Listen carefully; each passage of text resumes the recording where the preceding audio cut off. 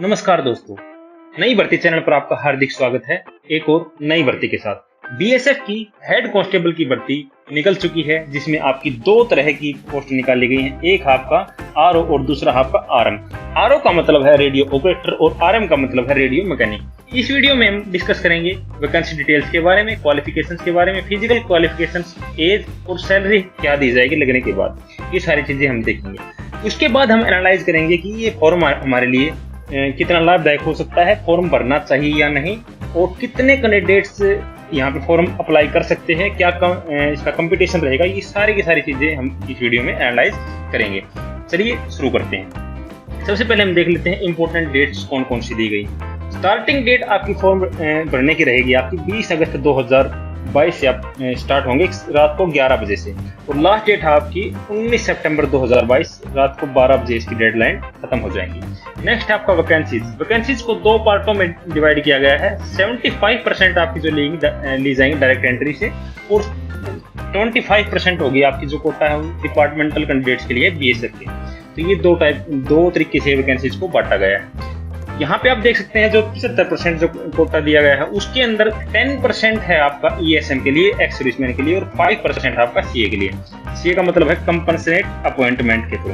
उसके अलावा जो हमारी वैकेंसीज बचती हैं, अनरिजर्व्ड के लिए 206 वैकेंसी हैं आरओ के लिए, और ईडब्ल्यूएस के लिए 269 है। ओबीसी के लिए यहाँ पे कोई भी रिजर्व वैकेंसी नहीं है, और एससी के लिए 84 वैकेंसी, एसटी के लिए 70 वैकेंसीज हैं। कुल मिलाकर 629 वैकेंसीज हैं आरओ पोस्ट के लिए। यहाँ पे जो ओबीसी कैंडिडेट्स हैं वो ध्यान दें कि उनके लिए रिजर्व कोई भी वैकेंसी यहाँ पे आरओ की पोस्ट पे नहीं है, इसलिए वो इस फॉर्म को भरने से पहले इसको देख लें। और आरएम के लिए रेडियो मैकेनिक के लिए 27 वैकेंसी अनरिजर्व्ड के लिए हैं, ईडब्ल्यूएस के लिए 40 वैकेंसी हैं, ओबीसी के लिए 64 हैं, एससी के लिए 49 और एसटी के लिए 31 वैकेंसी। यहाँ पे 64 वैकेंसी सबसे ज्यादा वैकेंसी ओबीसी के लिए ही। तो ओबीसी कैंडिडेट्स इसका आरएम का फॉर्म भरें, आरओ का ना भरें।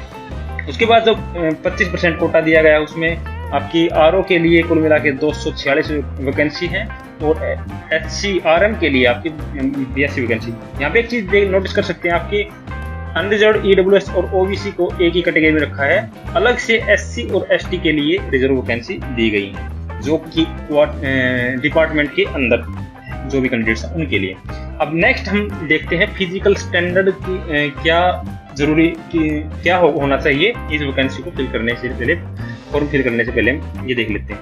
जो मेल कैंडिडेट्स हैं उनमें जो एसटी कैंडिडेट्स हैं या फिर आदिवासी हैं किसी भी स्टेट से, उनके लिए 162.5 सेंटीमीटर उनकी हाइट होनी चाहिए, और 76 से लेके 81 सेंटीमीटर उनकी चेस्ट होनी चाहिए, और जो वेट है आपका वो हाइट के अकॉर्डिंग देखा जाएगा। इसके अलावा जो भी आपका गढ़वालीज, कुमाऊं, गोरखाज, ये सारे के सारे जो दी गई है कैटेगरी, इनके लिए 165 सेंटीमीटर है। इनके अलावा अगर कोई भी स्टेट है, यूनियन टेरिटरी है, उन सब के लिए 168 सेंटीमीटर हाइट होनी चाहिए, और आपकी चेस्ट है 80 से लेके 85 सेंटीमीटर तक होनी चाहिए। ये था फिजिकल स्टैंडर्ड। फीमेल कैंडिडेट्स के लिए यहाँ पे एसटी के लिए और आदिवासी के लिए 156 सेंटीमीटर है, और आपका जो गढ़वालीज, कुमाऊं, जो भी कैटेगरी दी गई है आप पॉज करके देख सकते हैं, उनके लिए 155 सेंटीमीटर है। और उसके अलावा जितने भी स्टेट्स हैं, टेरिटरीज हैं, उनके लिए 157 सेंटीमीटर हाइट होनी अनिवार्य है। और चेस्ट के लिए यहाँ पे कोई मापदंड लड़कियों के लिए नहीं है, और जो वेट है वो आपका हाइट के अकॉर्डिंग देखा जाएगा। अब नेक्स्ट हम देखते हैं एज आपकी 19 सितंबर के हिसाब से काउंट की जाएगी। 19 सितंबर की डेट के अनुसार जो कि आपकी एज है वो होनी चाहिए 18 से 25 के बीच में अनरिजर्व्ड कैंडिडेट्स के लिए।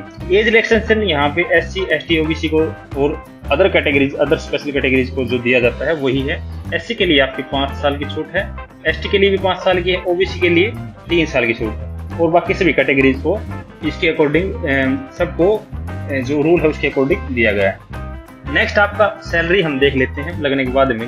जो पे लेवल रहेगा आपका फोर्थ ग्रेड का 4th लेवल रहेगा आपका पे मैट्रिक्स, और आपका जो पे स्केल है वो आपका 25,500 से लेकर 81,100 तक आपका जाएगा, और ये आपका सेवंथ जो कमीशन है, सेवंथ पे ग्रेड कमीशन है, उसके अकॉर्डिंग ये इसके अकॉर्डिंग ये आते हैं। और इसके अलावा जो आपकी अलाउंस है जो सेंट्रल गवर्नमेंट एम्प्लॉयज को दिए जाते हैं वो सभी इसमें दिए जाएंगे टाइम टू टाइम।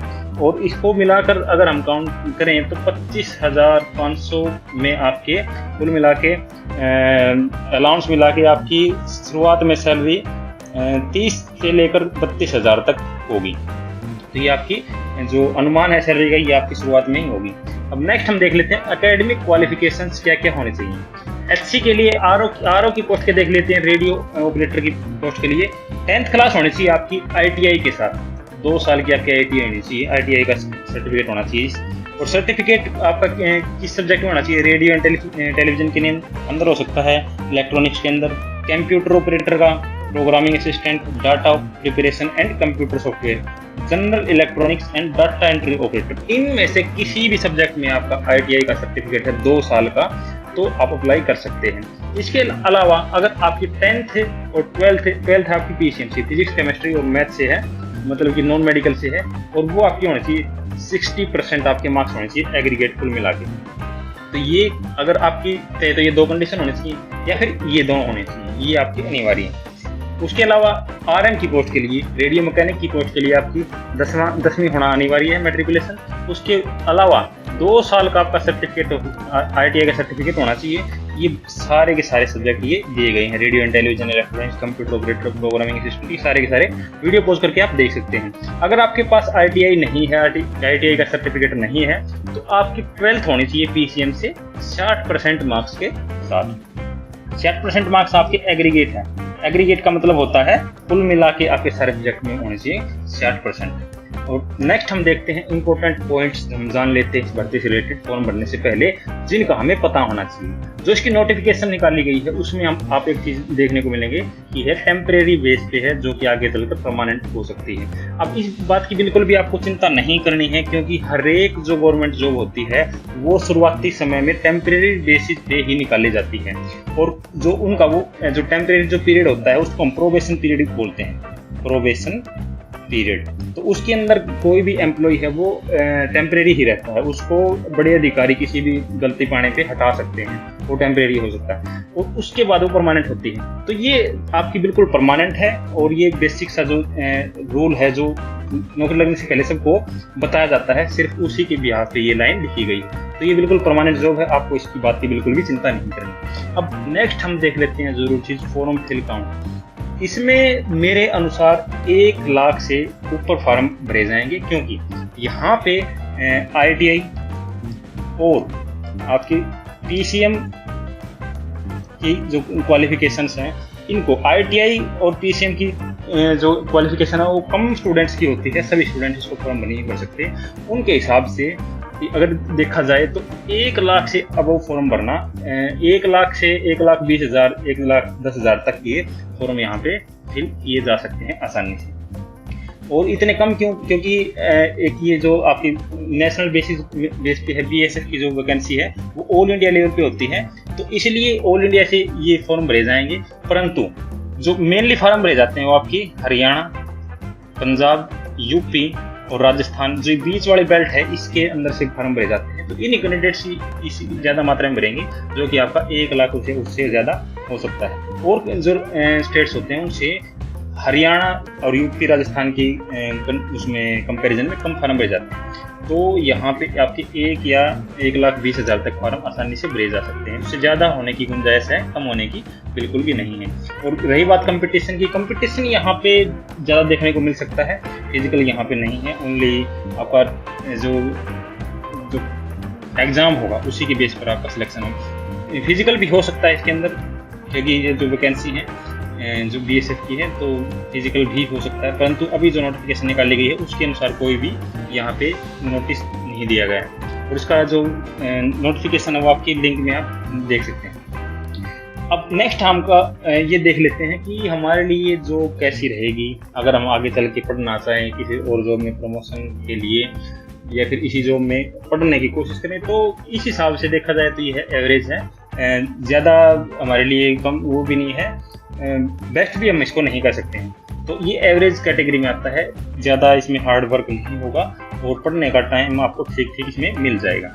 और लास्ट में should I apply for it, तो मेरे हिसाब से बेस्ट ऑफ लक, आपको ये फॉर्म जरूर भरना चाहिए क्योंकि वैकेंसीज काफ़ी हैं आपकी। कुल मिला के 800 से 900 वैकेंसी, 800 तक वैकेंसी आपकी जो इसमें आप फाइट कर सकते हो, वो आपकी अच्छी खासी वैकेंसीज हैं, तो आप इसमें लगने के चांसेस ज़्यादा हैं। और यहाँ पे जो क्वेश्चंस आएंगे एग्जाम में वो ज़्यादा से ज़्यादा बेस होंगे आपके आरटी के ऊपर, रेडियो टेलीफोनी के ऊपर और रेडियो मैकेनिक्स। मैकेनिक्स के जो ITI के जो यहाँ पे सब्जेक्ट बताए गए ज़्यादातर क्वेश्चन उनसे होंगे।